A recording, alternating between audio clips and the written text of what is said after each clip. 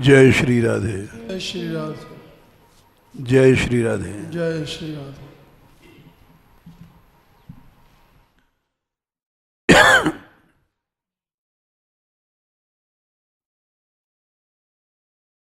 जड़ भरत जी का प्रसंग चल रहा था।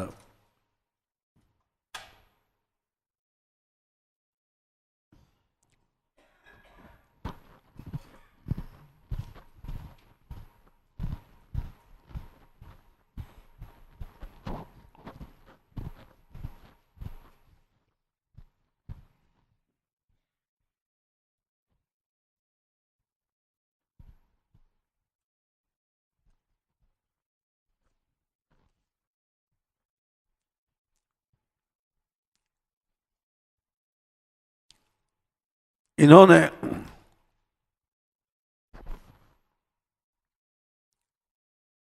पिछले जन्म में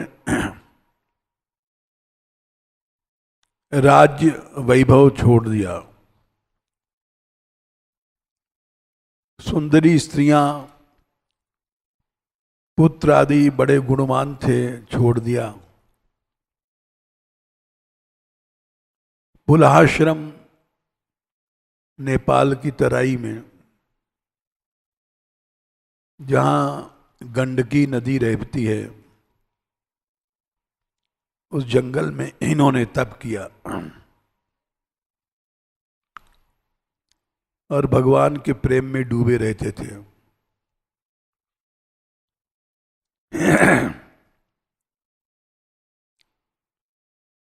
एक दिन नदी में स्नान कर रहे थे, अचानक एक हिरनी आई, गर्भिणी थी। उसने छलांग मारा, पार जाने के लिए छोटी सी नदी थी, लेकिन वो बच्चा वहीं उसके पेट से निकल करके पानी में गिरा। ये नदी में स्नान कर रहे थे और इनके हृदय में बड़ी दया आई। उस बच्चे को उठा लिया और सोचने लग गए, इसकी मां नहीं है, मैं ही इसकी मां हूं, मैं ही इसका पिता हूं। अब ये अनाथ है, अनाथ का पालन करना ये सत्पुरुषों का कार्य होता है। अपने साथ उस बच्चे को लाए और आश्रम में रख दिया, जहां इनका आश्रम था।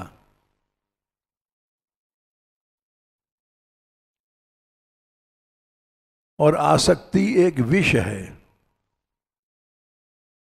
आसक्ति ही संसार है, आसक्ति ही पुनर्जन्म का कारण बनती है। इसका सबसे बड़ा उदाहरण जड़ भरत जी हैं। कहाँ तो भगवान से मिलने वाले थे,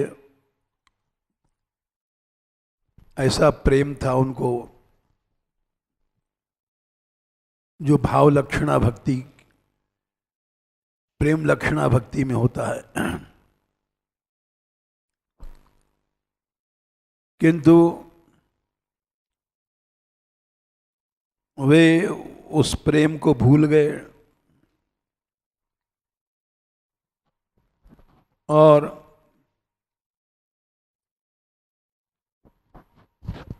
जब आसक्त हो जाता है मन,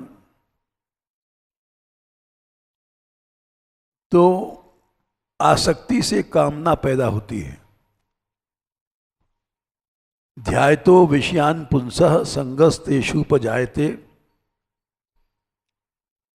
भगवान ने गीता जी में 2/62 में कहा है आसक्ति से उसी के चिंतन। आसक्ति क्यों भाई? हमने चिंतन किया, चिंतन से आसक्ति पैदा होती है। चिंतन माने मन का संयोग। ध्यायतो विषयान पुंसः संगस्तेषु उपजायते। आसक्ति पैदा हो जाती है। आसक्ति से फिर कामनाएं पैदा होती हैं। कामना से क्रोध, रोकने वाले पर गुस्सा। क्रोध से सम्मोह, सम्मोहात् स्मृति विभ्रमः, स्मृति भ्रंशात् बुद्धिनाशो, बुद्धिनाशात् प्रणश्यति। आसक्ति से विनाश कैसे होता है, भगवान ने ये समझाया कि भाई आसक्ति पैदा क्यों भाई? क्योंकि हमने उस विषय का चिंतन किया, उसकी याद किया। हमारा लड़का ऐसा है, हमारी लड़की ऐसी है, हमारा पति ऐसा है, हमारी स्त्री ऐसी है। ये जो चिंतन किया हमने, याद आई, चिंतन माने याद, उससे आसक्ति पैदा होती है। आसक्ति किसी दूसरे ने पैदा नहीं किया, जीव स्वयं आसक्ति पैदा करता है। यदि सावधान रहे तो आसक्ति नहीं हो सकती है। हमारा मन, लोग साधु क्यों बनते हैं? दूर चले गए, याद नहीं आएगी, आएगी तो थोड़े दिन में भूल जाएंगे। जाइए न तहां जहां संगत कुसंगत है,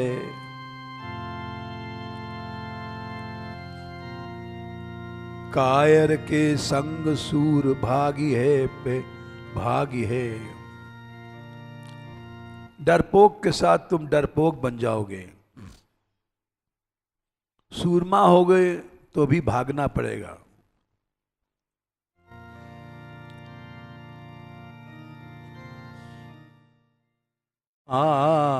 जाइए न तहां जहां संगत कुसंगत है, कायर के संग सूर भागी है पे भागी है। फूलन के संग बसे फूलन की बास है वुत, कामिनी के संग काम पागी है पे पागी है। तेल से फुलेल कैसे बनता है? तिल का तेल है, उसको चमेली के फूलों में औटा दो तो चमेली के तेल बन जाएगा, उसको फुलेल कहते हैं। फूलन के संग फूलन की बास होत, कामिनी के संग काम पागी है पे पागी है। वैसे ही स्त्री संग से अपने आप काम आएगा। स्त्री संग और स्त्री को पुरुष संग, अपोजिट सेक्स, काम पैदा करता है। घर बसे घर बसे घर में बैराग कहाँ, मोह ममता में मन पागी है पै पागी है। घर में रहते हैं, घर में बैराग नहीं होता है, क्योंकि वहाँ ये हमारी माँ, ये बाप, ये परिवार, हर समय वही मोह ममता देख देख के पैदा होती रहती है। काजर की कोठरी में कैसो हूँ सयानो जाए, एक लीक लागी है पे लागी है पे लागी है। काजर की कोठरी में कितना भी चतुर आदमी जाएगा, इधर मुड़े अरे इधर लीक लग गई, उसको बचाने के लिए इधर मुड़े, इधर भी एक काजल की लीक लग गई। वो कोठरी काजल की है, उसमें से तुम बच नहीं सकते हो, लीक पे लीक लगती जाएगी। वैसे ही जिसके संग मनुष्य रहता है उसके साथ आसक्ति अवश्य हो जाती है।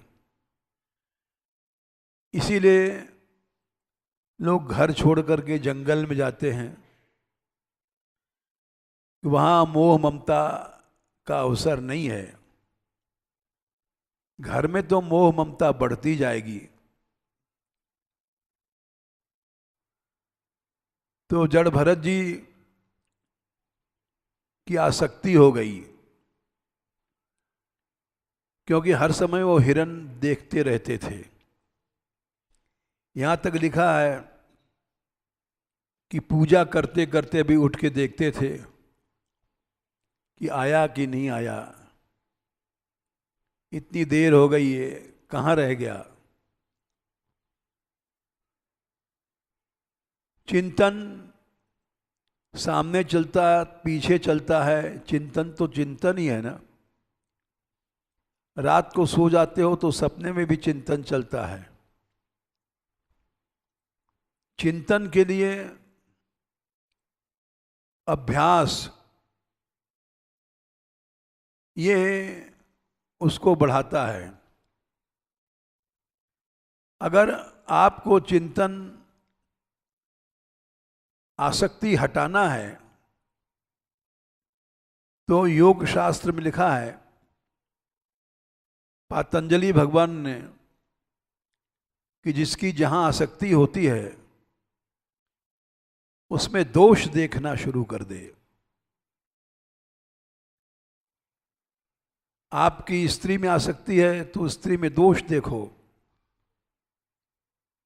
ये भगवान ने कहा है गीता में, 13वें अध्याय में कहा है, 8वें श्लोक में, इंद्रियार्थेषु वैराग्यम अनहंकार एव च जन्म मृत्यु जरा व्याधि दुख दोषानुदर्शनम। सबसे ज्यादा आसक्ति हम लोगों की शरीर में है, विषयों में है। इंद्रियार्थ माने विषय, उसमें वैराग्य करना है, राग हटाना है, तो उसको हटाना कोई असंभव नहीं है। बड़े बड़े महापुरुषों ने आसक्ति छोड़ा है, भगवान की प्राप्ति किया है।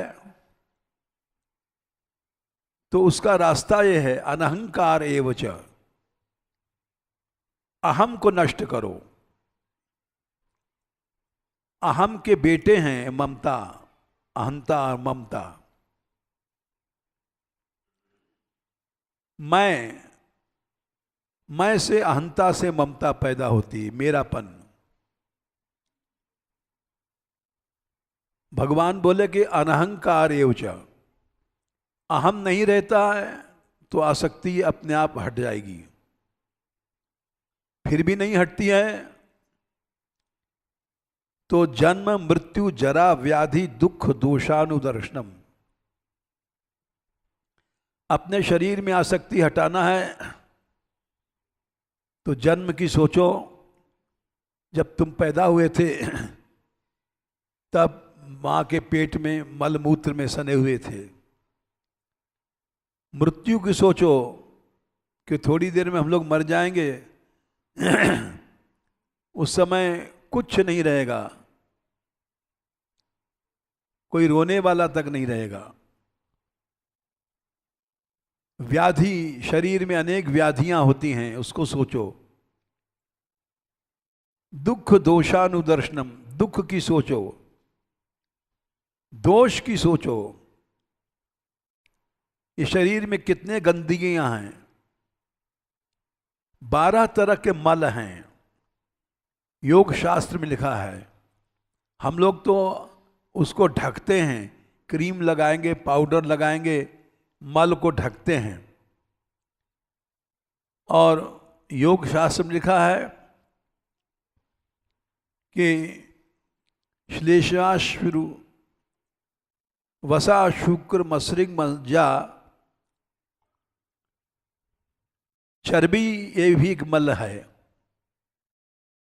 शुक्र वीर, ये भी एक मल है। असृंग खून भी एक मल है। मज्जा हड्डियों के भीतर गूदा, ये भी एक मल है। मूत्र विट घ्राण कर्णविट, शरीर में पेशाब, ये भी एक मल है। विट मल टट्टी, ये भी एक मल है। घ्राण नाक से क्या निकलता है, ये भी एक मल है। कान से खूंट निकलता है, ये भी मल है। श्लेष्माश्रु कफ निकलता है, ये भी मल है। आंख से आंसू आते हैं, ये भी मल है। दूषिका स्वेदो, जुआ पड़ जाता है। स्त्रियां बालों में जुआ को मारने का पाउडर लगाती, ये भी मल है। स्वेद पसीना, ये भी मल है। द्वादश इते नृणाम मला, ये 12 मल शरीर से हर समय निकलते रहते हैं। झरने की तरह मल ही मल निकलता है। 9 दरवाजों से मल ही मल निकलता है। कोई भी मनुष्य शौच जाएगा तो मल ही निकलेगा, गुलाब का फूल नहीं निकलेगा। लघुशंका करेगा तो पेशाब ही निकलेगा, गंगा जल नहीं निकलेगा, गुलाब जल नहीं निकलेगा। इन मलों के बारे में सोचो। दुख दोषानुदर्शनम, यहां तक लिखा है पातंजलि भगवान ने कि जिसको शरीर से वैराग्य करना है वो सोचे, स्वदेहा शुचि गंधे न विरज्येत यह पुमान, विराग कारणम तस्य किमन्यत उपदिश्य वै। सब लोग संसार में अपान वायु, गंदी हवा सभी लोग पा देते हैं, लेकिन उसको योगी सोचता है कि शुद्ध हवा हमने लिया था और गंदी हवा नीचे से निकली, तो गंदगी क्यों आई? शरीर के संपर्क से। स्वदेह अशुचि गंधेन, और उस मल को या अपान वायु को देख करके भी जिसको वैराग नहीं होता है उसको कभी वैराग नहीं होगा। एक दृष्टांत है कि एक गुरु जी थे, उनके पास शिष्य गया कि महाराज हमको चेला कर लो। वो समझ गए कि ये तो लोभी मूर्ति है। आज यहाँ भंडारा था, खीर पूड़ी पंगत भई है, तो सोचा कि चेला बन जाए तो अच्छा है, यहाँ रोज खीर घुटती है। तो वो बोले गुरुदेव कि एक बात सुन, चेला तब बनाएंगे जब दुनिया की सबसे गंदी चीज तू ला और हमको देखा। तो जाट गया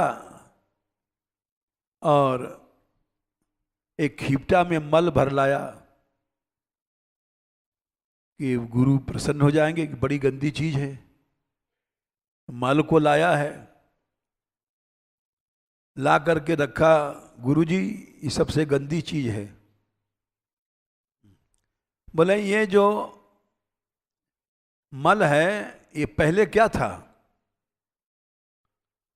बोले कल तक तो ये खीर था, खीर खाए और खीर खाने के बाद अब मल बन गया तो निकाले आए।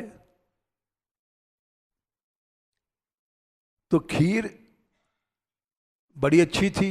बोले हाँ, खूब खाए अच्छा, बढ़िया खीर थी, बहुत बढ़िया थी, मेवा मिष्ठान। तो ये खीर से मल क्यों बना? बोले शरीर में गया खीर, वहाँ भोजन पका और बाकी सब जो मल बन गया। मल किसने बनाया? शरीर ने। तो शरीर गंदा हुआ कि ये मल गंदा हुआ? खीर तो बड़ी अच्छी थी, लेकिन उस खीर को मल बनाया इस शरीर ने। तो शरीर गंदा हुआ कि खीर गंदी हुई कि मल गंदा हुआ? सोच के बोलना। बोला शरीर गंदा था। शरीर गंदा था, उसने खीर को बदल करके मल बना दिया। तो गुरुदेव ने कहा, बेटा तू खीर के लिए साधु बनना चाहता है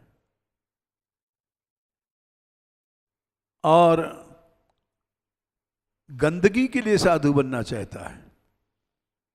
सबसे गंदा तेरा शरीर है। इस शरीर की आसक्ति हटा। तू तो शरीर के सुविधा के लिए, शरीर को खुश करने के लिए, शरीर को खीर खिलाने के लिए साधु बनना चाहता है। इससे तेरी गंदगी बढ़ेगी। जब तक गंदगी से मन हटेगा नहीं, तब तक भगवान नहीं मिलते। जा इस शरीर की आसक्ति हटा के आना, तब मैं तुझे शिष्य बनाऊंगा। यही बात भगवान कहते हैं। 20 बिंदु हैं ज्ञान के। 13वें अध्याय में 7, 8, 9, 10 4 श्लोकों में 20 बिंदु ज्ञान के भगवान ने बताए हैं। ये 20 हैं तो तुम्हारे अंदर ज्ञान है, और नहीं तो नहीं है। अमानित्वम, अदम्भित्वम, अहिंसा, क्षान्तिरार्जवम, आचार्योपासनम चैव। अमानी होना,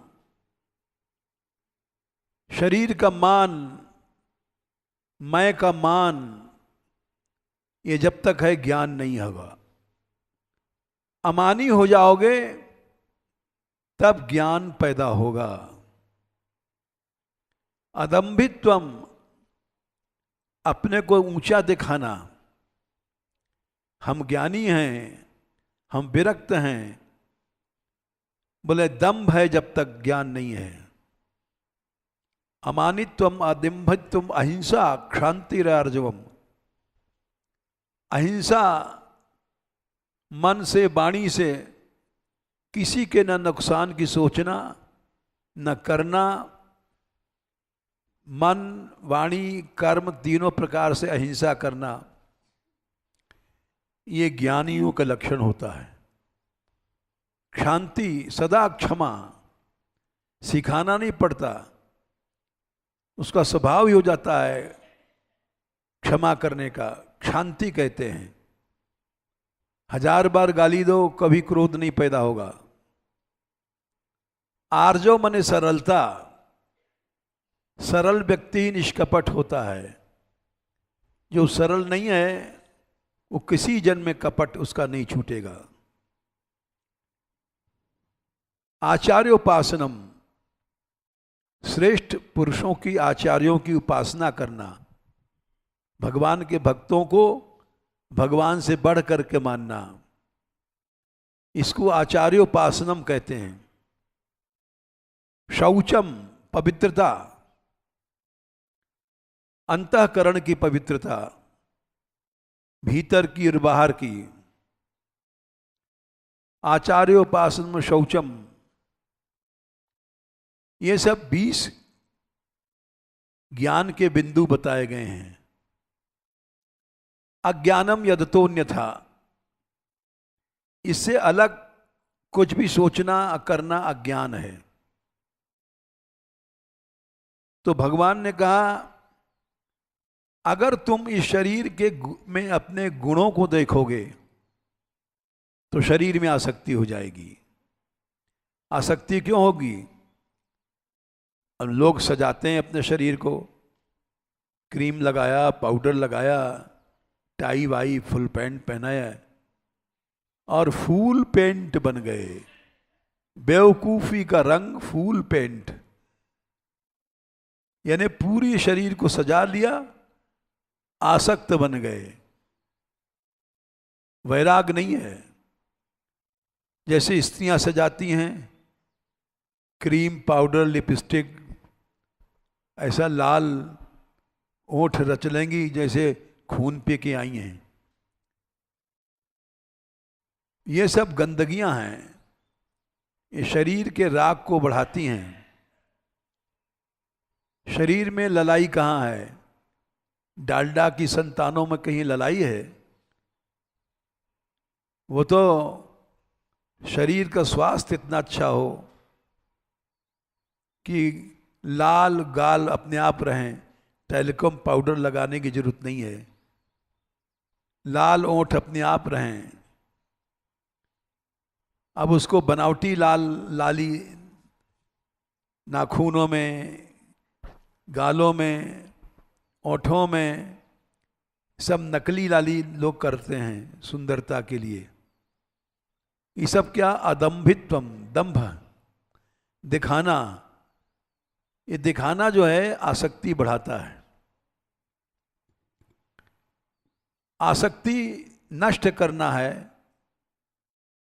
तो शरीर को आर्जव मने सीधापन, बिना सजावट के रहना, इससे आसक्ति घट जाती है। तो हम लोग आसक्ति बढ़ाने की क्रिया करते रहते हैं। साधु बन गए तब भी बहुत बढ़िया शॉल, बहुत रंगीन कपड़े पहन के घूमते हैं। तो ये क्या है कि अपनी आसक्ति को बढ़ाना। आसक्ति जब घटाना है तो अदम्भित तो होना चाहिए, सजाना नहीं चाहिए।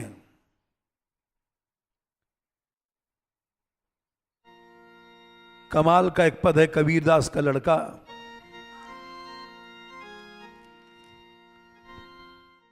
सोच समझ नादान प्यारे आशिक होकर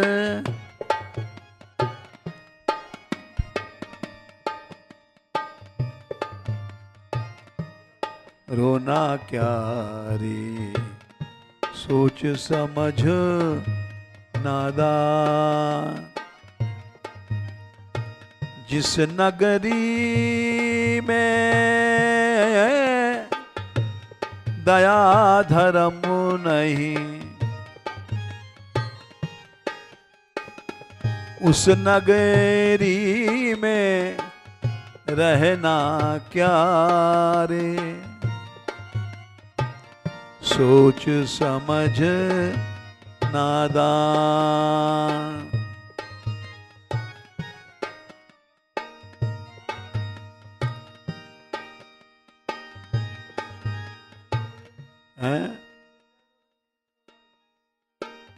पद बड़ा है, छोड़ रहे हैं कि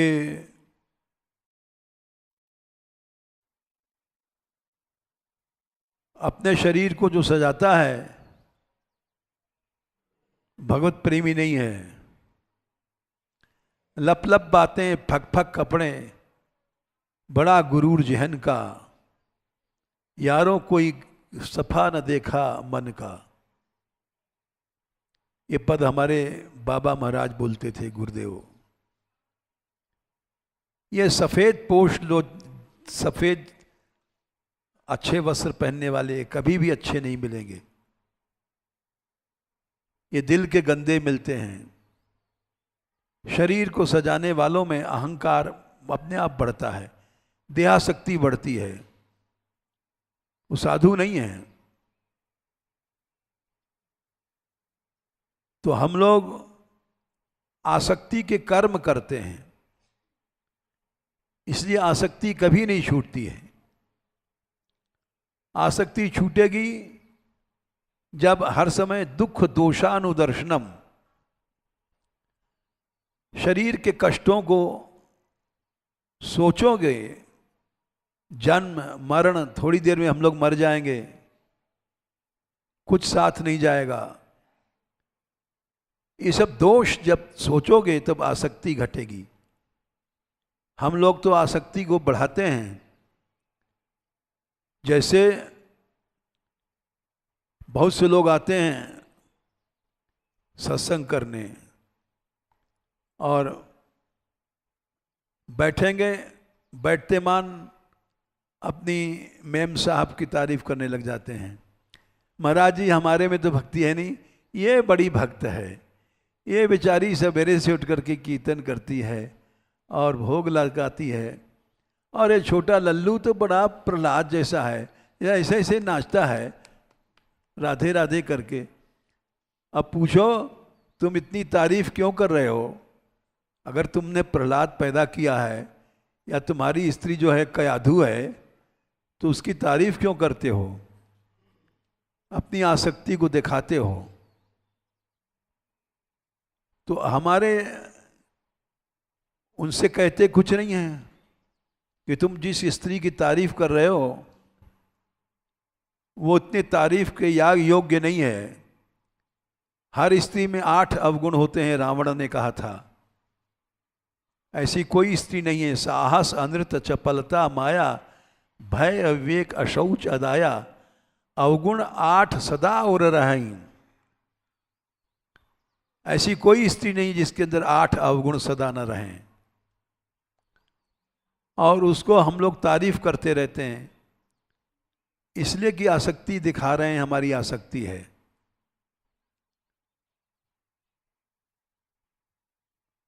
तो दुख देखना चाहिए, दुखों का दुख दोषा अनुदर्शन माने बार बार देखो और बार बार उसके दुखों को कहो, तो तुम्हारी आसक्ति घटेगी। हम लोग उल्टा काम करते हैं, सारी तारीफ, भगवान की तारीफ तो करेंगे नहीं, आते मान बैठते मान अपनी स्त्री की तारीफ शुरू कर देते हैं। स्वामी जी मेरे में तो भक्ति है नहीं, ये बहुत भक्त है, उसकी तारीफ करने लग जाएंगे, बच्चे की तारीफ करने लग जाएंगे। इसके माने कि तुम आसक्ति छोड़ना नहीं चाहते हो। आसक्ति छोड़ना चाहते हो, उसके दोषों को देखो। दोषों के कहोगे तो लड़ाई झगड़ा होगा ये बड़ा मुश्किल है। हम लड़ाई नहीं लगवा रहे हैं, लेकिन दोष तो कहना ही पड़ेगा। आसक्ति हट जाए, तुम्हारा भी कल्याण हो और उसका भी कल्याण हो। तो भगवान ने क्या ध्याय तो विषयान पुंसा संगस्तेषु उपजायते संगात संजायते कामा कामात क्रोधो विजायते। जब तक आसक्ति है 84 लाख योनियों में घूमना पड़ेगा। 13वें अध्याय का 21वां श्लोक है, कारण पुरुषः प्रकृतिस्थो ही भुंक्तो प्रकृतिजान गुणान कारणम गुणसंगोस्य सदसद योनि जन्मसु। ऊंची नीची योनियों में जन्म होता है, उसका कारण क्या है? गुणसंग, गुणासक्ति। तो जब तक आसक्ति है 84 लाख योनियों में जन्म लेना ही पड़ेगा, मरना ही पड़ेगा, जीना ही पड़ेगा। जड़ भरत जी की आसक्ति हो गई उस हिरण में, भजन करना भूल गए और पूजा करते करते उठ उठ कर देखते थे कि अभी नहीं आया, हिरण का बच्चा कहाँ चला गया। सारा भजन छूट गया। 24 घंटा वो बच्चा हिरण का, आखिर में मरते समय काल आया और मरते समय भी उस बच्चे की याद कर रहे थे कि कहाँ है, और शरीर छूट गया और हिरण बनना पड़ा। लेकिन भजन नष्ट नहीं होता है। ये बात भी इस चरित्र से सामने आ जाती है। हिरण बनने के बाद भी उनको याद था कि मैं राजा था। राजा बनने के बाद सब राजपाट छोड़ करके और जंगल में चला गया था, और हिरण के बच्चे में आसक्ति थी, तो मैं हिरण बन गया हूं। उसको जाति स्मर कहते हैं। जैसे गजराज को जो उपासना किया था याद था। भगवान की आराधना कभी नष्ट नहीं होती है, कभी नष्ट नहीं होती है। अरे अभी हम परसों बात कर रहे थे इन लोगों से, ये हमारे छात्र हैं राधाकांत भाई, नरसिंह दास भाई, तो इन्होंने एक ऐसी बात कही। हमने कहा भाई ये तो हमको ही ज्ञान दे रहे हैं, हमारी बिल्ली हमसे म्याऊ। ये बोले जिन लोगों का पतन हुआ है, फिलहाल दिखाई पड़ रहा है, संसार में फंस गए, उनका भी एक दिन कल्याण अवश्य होगा। हमने क्यों? इन लोगों ने श्लोक सुनाया। भगवान ने कहा अपिचेत सुदराचारो भजते माम अन्य भाग साधुरेव समन्तव्य सम्यक व्यवसितो ही सह। महान दुराचारी बन गया हो कोई, सुदुराचारी, और फिर यदि भजन कर रहा है तो उसको साधु समझ लो, और वो अवश्य क्षिप्रम भवति धर्मात्मा शाश्वत शांतिम निगच्छति। 9वें अध्याय में 30वां श्लोक, 31वां श्लोक, उसका कल्याण अवश्य होना है। हमको बात माननी पड़ी। वास्तव में दूसरे को गिरा हुआ देख करके हंसना नहीं चाहिए, और ये आशा रखनी चाहिए, ये विश्वास रखना चाहिए, एक दिन ये बेचारा इस माया से उठेगा और भगवान की ओर फिर से चलेगा। तो हमको मानना पड़ा। और वही बात हुआ जड़ भरत जी के साथ। हिरण बन गए। हिरण बनने के बाद भी उनको याद था। उसको जाति स्मर कहते हैं। आराधना करने वाला अवश्य उठता है, कुछ समय लग जाता है, समय भी नहीं लगता। भगवान कहते हैं क्षिप्रम भवति धर्मात्मा, बहुत जल्दी धर्मात्मा हो जाएगा। शाश्वत शांतिम निगच्छति कौन्तेय प्रतिजानी ही न मे भक्तः प्रणश्यति। हमारे भक्त का आत्यंतिक नाश कभी नहीं होता है, सर्वनाश। भागवत में भी यही कहा गया है।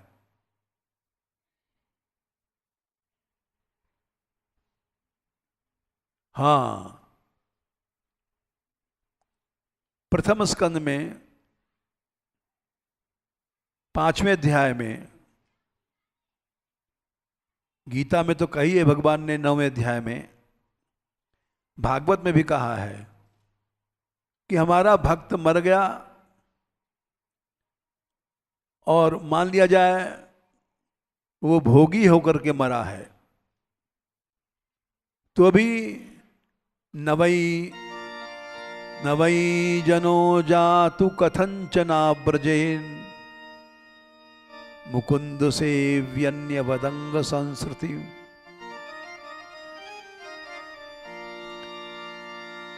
जो मुकुंद सेवी है, भगवान का भक्त है, अन्य लोगों की तरह संसार मरने के बाद वो संसार में नहीं जाएगा। न वै जनो जातु कथंचना व्रजेन मुकुंद से व्यन्य वदंग संस्कृतिम स्मरन मुकुंदांग्रिपगुणम पुनर् विहातुमिच्छे नसर रसग्रहो यतः।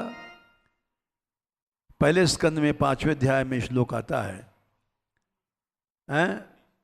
19, 5/19। हमारे भक्त का आत्यंतिक नाश कभी नहीं होता है, क्योंकि स्मरण करता रहता है पहले भजन के अभ्यास से। पहला अभ्यास नष्ट तभी होता है अगर भक्त अपराध करता है, तब तो अवश्य देर लगती है और कठिन भी है। भक्त अपराध नहीं किया है तो बहुत जल्दी उठ जाएगा। भोगों में वो शक्ति नहीं है कि भगवान के भक्त का आत्यंतिक नाश कर दे।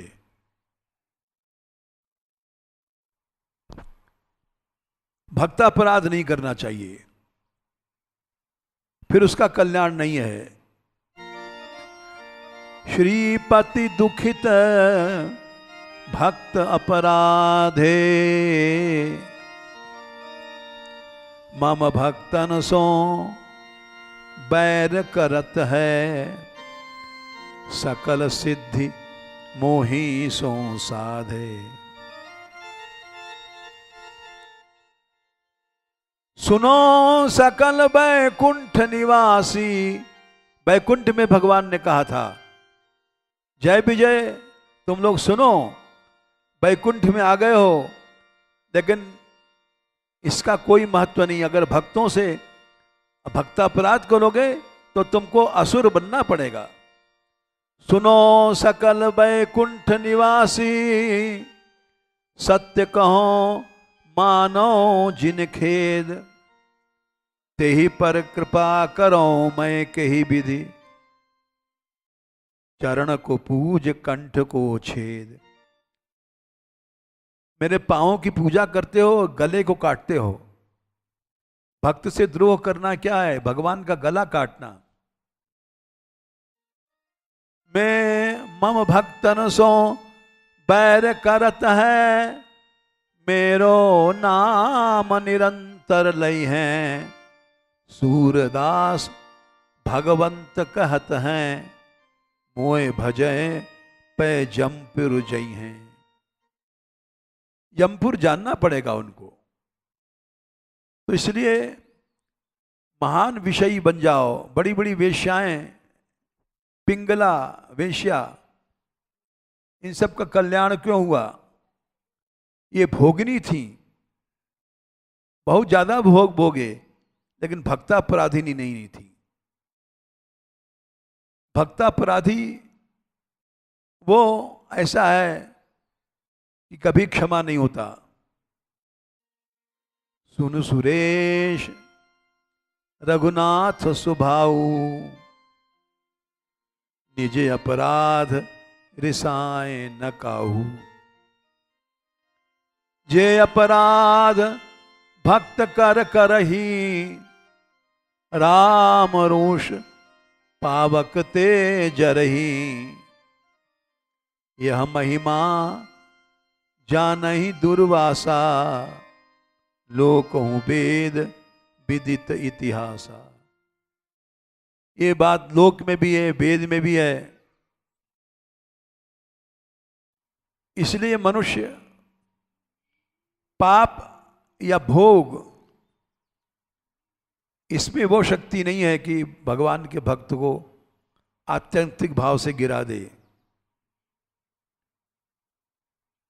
आसक्ति के बाद वो उठता है। क्यों उठता है? आसक्ति जल जाएगी थोड़ी देर में। अब जैसे वो हिरण के बच्चे में आसक्त थे, हिरण बने, लेकिन हिरण बनने के बाद वो बच्चा जाने कहां चला गया।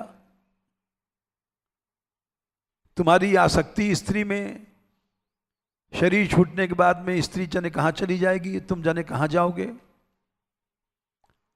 आसक्ति तो एक दिन नष्ट होना ही है, नष्ट होगी और तुम उठ जाओगे। लेकिन भक्तापराध नष्ट नहीं होता है। भक्तों से तो सदा मनुष्य को दबके ही रहना चाहिए, भक्तापराध न हो। उन्होंने हिरण बनने के बाद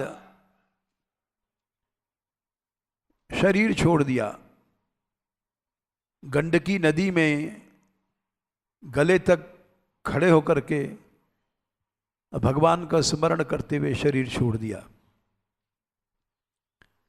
हिरण योनि छूट गई, अब उनको ब्राह्मण योनि बनी। आंगिरस गोत्र उत्पन्न एक ब्राह्मण के घर में जन्म लिया। वो ब्राह्मण भक्त थे और उन्होंने बहुत कोशिश किया कि हमारा लड़का विद्वान बने, पढ़े लिखे। लेकिन इनको ज्ञान था पिछले जन्म का। हम लोग बचपन में कहते थे, एक जब पढ़तव्यम तब मर्तव्यम, ना पढ़तव्यम तब मर्तव्यम, तो दंत कटा कटकिम कर्तव्यम। छोटेपन में हंसने के लिए कहते थे, जब पढ़ोगे तो भी मरना पड़ेगा, नहीं पढ़ोगे तब भी मरना पड़ेगा, तो ये दंत कटा कट क्यों किया जाए। भज गोविंदम गोविंदम गोविंदम भज मूढ़मते। इसलिए पढ़ाई लिखाई से कल्याण नहीं होना है, गोविंद के भजन से कल्याण होना है। तो उन्होंने ब्राह्मण बनने के बाद माता पिता ने बहुत कोशिश किया कि पढ़ ले, लेकिन वो पिता पढ़ाता था कि बेटा ये पाणिनि के सूत्र रट ले, आई उण लिख, ए ओंग आई ओच है वरट लड़ यमंग गणनम बोल। उल्टा पुल्टा बोलते थे, आई औच का औच कह जाए, जानबूझ के गड़बड़ सड़बड़ कर जाते थे, नहीं पढ़े। आखिर पिताजी का शरीर छूट गया। तो छूट गया तो ये मुक्त हो गए और निरंतर भगवान के चिंतन में रहते थे। देखो, भगवान के चिंतन के लिए उन्होंने पढ़ाई छोड़ा, आवारा गर्दी के लिए नहीं। पढ़ाई बुरी तब है जब वह भजन में विघ्न करती है, नहीं तो पढ़ाई बुरी चीज नहीं है। विद्या ददाति विनयम। मनुष्य वैष्णव ग्रंथों को पढ़ता है, ज्ञान होता है, और नहीं पढ़ेगा तो ज्ञान नहीं होगा। इसलिए पढ़ाई अच्छी भी चीज है। बाधक तब है जब भगवत चिंतन में बाधा करती है। जो भगवत भजन भी नहीं कर रहा है, जिसको खेलना है कबड्डी क्रिकेट, इधर उधर घूमना है, आवारा गर्दी करना है, उससे तो पढ़ने वाला अच्छा ही है। तो ये जड़ भरत जी पिता के मरने के बाद मुक्त हो गए और अवधूत बन करके घूमा करते थे। निरंतर भगवत चिंतन में रहते थे, सिद्ध महापुरुष बन गए। और एक और बात सुना दें तुमको कि संतों का आशीर्वाद और संग वो कभी नष्ट नहीं होता। जब ये छोटा सा बच्चा था हिरण का, तब ये उसमें आसक्ति करते थे और उनके मुंह से आशीर्वाद निकला था, तेरा कल्याण होवे। महापुरुषों की वाणी कभी व्यर्थ नहीं जाती।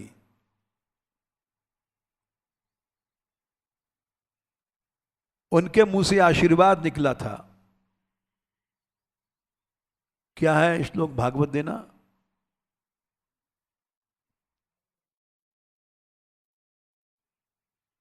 वो श्लोक बोल दो जो आशीर्वाद दिया है।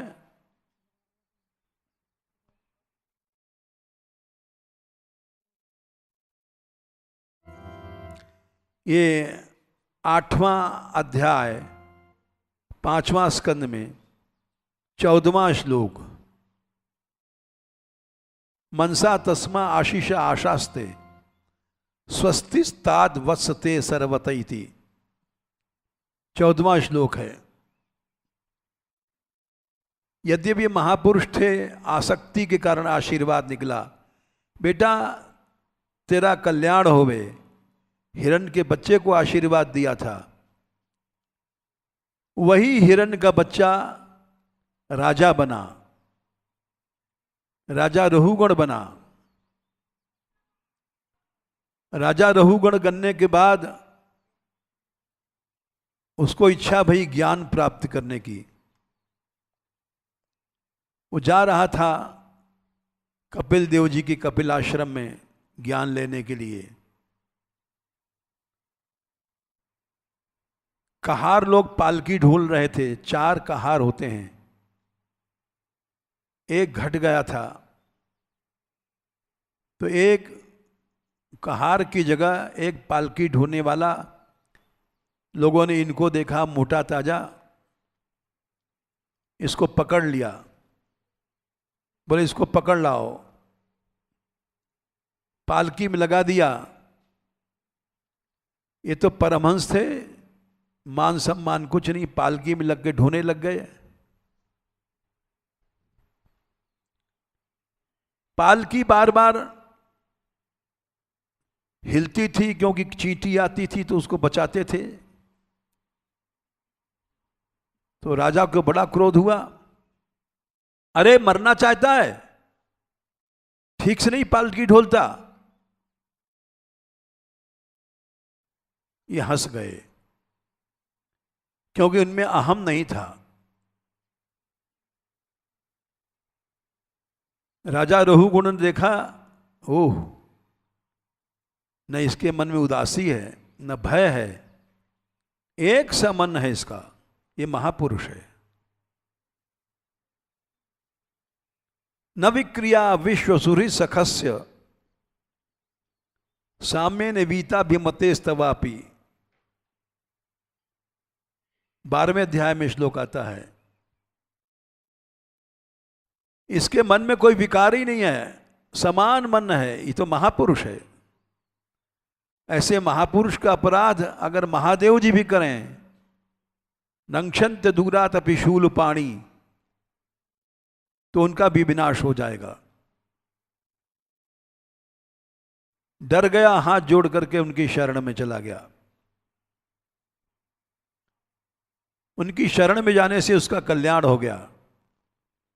वो आशीर्वाद जो 8वें अध्याय में 14वें श्लोक में पिछले जन्म में जो आशीर्वाद दिया था, वो अब इस जन्म में सैकड़ों साल के बाद सफल हुआ। महापुरुषों की आसक्ति और आशीर्वाद कभी झूठा नहीं होता। भगवत भक्तों का आशीर्वाद कभी भी व्यर्थ नहीं जाता। स्वस्तिस्तात वत्सते सर्वत, ये आशीर्वाद दिया था कि हे वत्स, माने हे बेटा, स्वस्ति स्यात्, तेरा कल्याण होवे, सर्वतः चारों ओर से कल्याण होवे। काल बंधन, कर्म बंधन, गुण बंधन, वो सब बंधन कट गए। कैसे कटे ये कल बताएंगे।